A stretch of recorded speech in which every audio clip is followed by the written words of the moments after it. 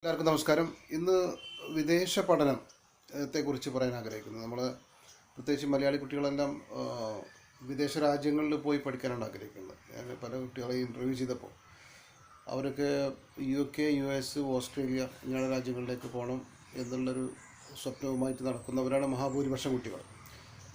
അപ്പോൾ നല്ല കാര്യമാണ്. പ്രത്യേകിച്ച് വിദേശ രാജ്യങ്ങളിൽ പോയി പഠിച്ചു കഴിഞ്ഞാൽ കുറേ സാംസ്കാരിക മാറ്റങ്ങൾ പഠിക്കാം, പലതരത്തിലുള്ള ആളുകളെ മീറ്റ് ചെയ്യാം, അങ്ങനെ ഇംഗ്ലീഷ് ഭാഷ വളരെ നന്നായിട്ട് പഠിക്കാം.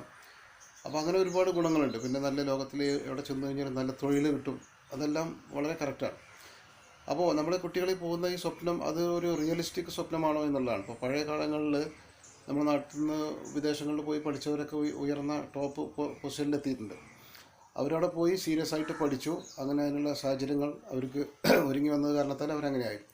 എന്നാൽ ഇപ്പോൾ പോകുന്ന ഈ കുട്ടികൾക്ക് അങ്ങനൊരു റിയൽ ഡ്രീമുണ്ടോ? അതായത് ഉയർന്ന പഠനം നടത്തിയിട്ട് നല്ല ടോപ്പ് പോസ്റ്റിലെത്തണം, ആ പോസ്റ്റിലെത്തിക്കഴിഞ്ഞാൽ അവിടെ സർവൈവ് ചെയ്ത് പോകാനുള്ള ഒരു ഒരുക്കമുണ്ടോ ഇല്ലേ എന്നുള്ളത് കൂടി നമ്മൾ പരിശോധിക്കേണ്ടതുണ്ട്.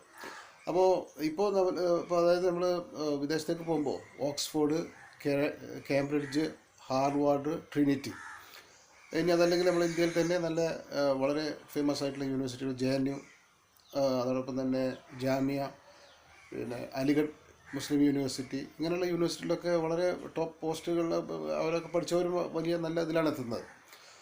അപ്പോൾ ഈ വിദേശത്തേക്കുള്ള സ്വപ്നം ഇപ്പോൾ പല ട്രാപ്പിലും പോയി വിടുന്നതായിട്ടാണ് മനസ്സിലാകുന്നത്. കാരണം അവിടെ ഞാൻ ഈ പറഞ്ഞ യൂണിവേഴ്സിറ്റികളിലേക്കൊന്നുമല്ല നമ്മുടെ കുട്ടികൾ എത്തിപ്പെടുന്നത്. ഏതോ അംഗീകാരമില്ലാത്ത ഏതൊക്കെയോ സാധാരണ. പിന്നെ മാത്രമല്ല, യൂറോപ്പിലേക്ക് പോകുമ്പോൾ ഓക്സ്ഫോർഡ് പിന്നെ ഇംഗ്ലണ്ടിലാണ് പഠിക്കുന്നതെങ്കിൽ അവരെ ബ്രിട്ടീഷുകാരുടെ കൂട്ടത്തിലിരുന്ന് പഠിക്കുന്നതാണ്. അവിടെ ക്ലാസ്മേറ്റുകൾ ബ്രിട്ടീഷുകാരായിരിക്കണം, അല്ലെങ്കിൽ യൂറോപ്യന്മാരായിരിക്കണം. ഇത് അങ്ങനെയല്ല. ഇവിടുന്ന് പോയി പഠിക്കുന്ന കുട്ടികൾ മലയാളികളെ കൂട്ടത്തിൽ തന്നെ പഠിക്കാൻ, അതല്ലെങ്കിൽ മറ്റേ ഇന്ത്യക്കാർ, അതല്ലെങ്കിൽ മറ്റേതെങ്കിലും നേപ്പാൾ, ബംഗ്ലാദേശ്, ഈ രാജ്യങ്ങളിലേക്കുള്ള ആളുകളെ കൂട്ടത്തിലിരുന്ന് പഠിക്കുമ്പോൾ അപ്പോൾ ഒരു യൂറോപ്പിൻ്റെ ഫീല് കിട്ടില്ല. നമ്മൾ അമേരിക്കയിൽ പഠിക്കുമ്പോൾ അമേരിക്കൻ സ്വദേശികളുമായിട്ട് അവരെ മിങ്കിൾ ചെയ്ത് പഠിക്കാൻ കഴിയണം. അപ്പോഴാണ് യഥാർത്ഥ പഠനമാകുന്നത്.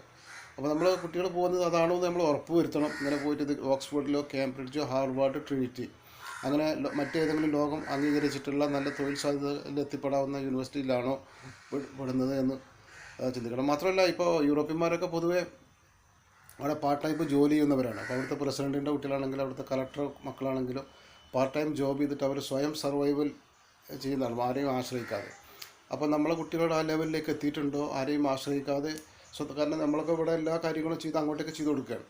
അപ്പോൾ നമ്മളെ കുട്ടികൾ ആ ലെവലിലേക്ക് എത്തിയിട്ടുണ്ടോ ഇല്ലെന്ന് നമ്മൾ കൺഫേം ആക്കിയിട്ട് വിടുമ്പോഴാണ് അവർ വിജയിക്കുക. അല്ലെങ്കിൽ അവിടെ ട്രാപ്പിൽ പെടും. കാരണം അവിടെ ചെന്ന് കഴിഞ്ഞാൽ ഇങ്ങനെ പോക്കറ്റ് മണി കാര്യങ്ങളൊക്കെ ആവശ്യം വരും. അപ്പോൾ അതെല്ലാം തയ്യാറായിട്ട് നല്ല ഉയർന്ന തൊഴിൽ സാധ്യത, ഉയർന്ന ജോലിയിലെത്താനാണോ അവർ പോകുന്നത്, അങ്ങനെയുള്ളൊരു മോട്ടിവേഷൻ അവർക്ക് കിട്ടിയിട്ടുണ്ടോ ഇല്ല എന്നുള്ളതൊക്കെ ഉറപ്പ് വരുത്തിയിട്ട് പറഞ്ഞയച്ചു കഴിഞ്ഞാൽ നന്നാവും എന്നുള്ളതാണ് എൻ്റെ ഇത്തരം കാര്യവുമായി ബന്ധപ്പെട്ട എൻ്റെ ഒരു അഭിപ്രായം. അപ്പോൾ വളരെ ക്ഷമയോടുകൂടെ എന്നെ കേട്ട എല്ലാവർക്കും നന്ദി, നമസ്കാരം.